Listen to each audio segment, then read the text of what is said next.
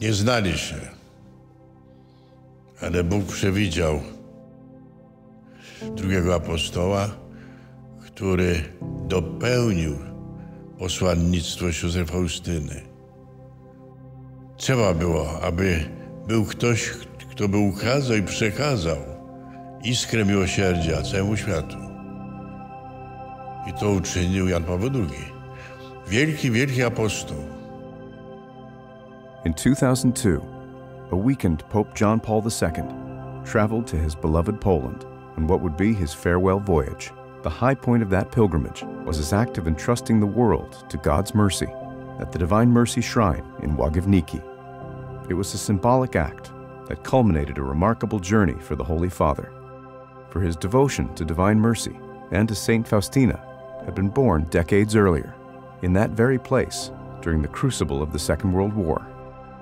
Znaczy Jan Paweł II, będąc w Łagiewniku, musiał pracować, czyli jako robotnik chodził do pracy w zakładach chemicznych Solvay, to przechodził obok klasztorów Łagiewnika i tam wchodził często na modlitwę. I tam też po raz pierwszy, tak przypuszczamy, potem tego nigdy nie powiedział, ale przypuszczamy, że to było w 1943-1944 roku, po raz pierwszy zobaczył obraz Jezusa Miłosiernego. Word was spreading about Faustina's exceptional holiness. Fragments of her diary were photocopied, passed from person to person, and the message of divine mercy touched the heart of a young Karol Wojtyła.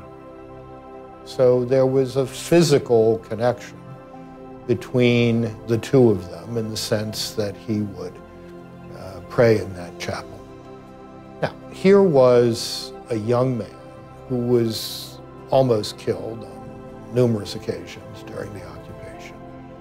And where does he go to try to make some sense out of all this? The chapel where Faustina herself prayed and where the image of the Divine Mercy is displayed in the chapel. That's another seeming coincidence that in the designs of Providence was not a coincidence. Myślę, że Karol Wojtyła był przekonany, że Faustyna została mu w jakiś sposób zadana. Był mistykiem, o czym ciągle jeszcze za mało wiemy. Ona była mistyczką, chociaż się świetnie rozumieli. Gdzieś tam na tych falach, o których nie mamy pojęcia. After the Second World War ended, the devotion to divine mercy continued to spread. However, misunderstandings led to a temporary ban on the devotion imposed by the Vatican.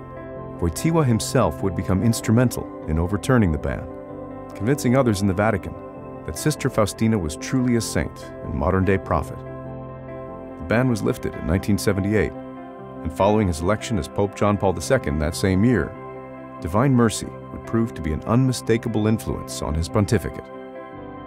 Dopiero w latach 80. pojawiło się publikacje dzienniczka i wtedy on już był papieżem i przyznał się kiedyś do tego, że w całości dzienniczek przeczytał dopiero po zamachu na placu Świętego Piotra. I co jest niesamowite, on wcześniej napisał encyklikę Dives Misericordia, a bardzo niezwykłe w tym jest to, że jak się czyta encyklikę, jak się czyta dzienniczek, to jakbyś czytał dzieło jednej osoby, że to jest ten sam duch.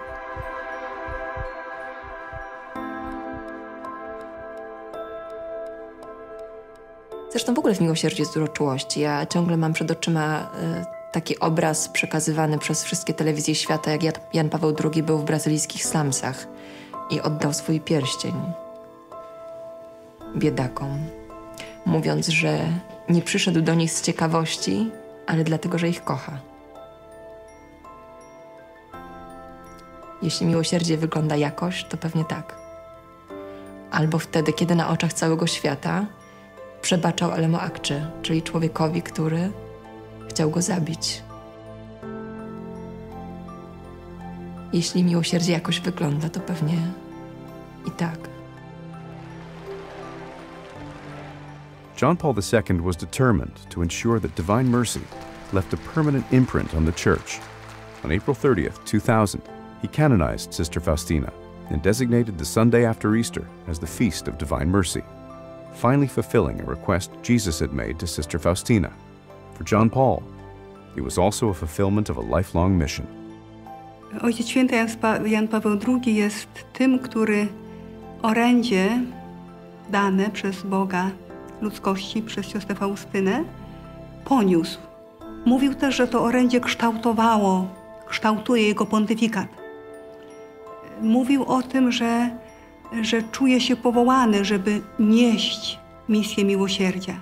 After the canonization ceremony, he had this big banquet. John Paul II shared at that banquet with everyone gathered there. He said, "Today is the happiest day of my life." I think that he would say that was the happiest day of his life because the greatest joy, I believe, in our lives is when we are fulfilling the God-given task that we've been given. And so for John Paul II, canonizing Faustina, I think he felt, I've accomplished my mission.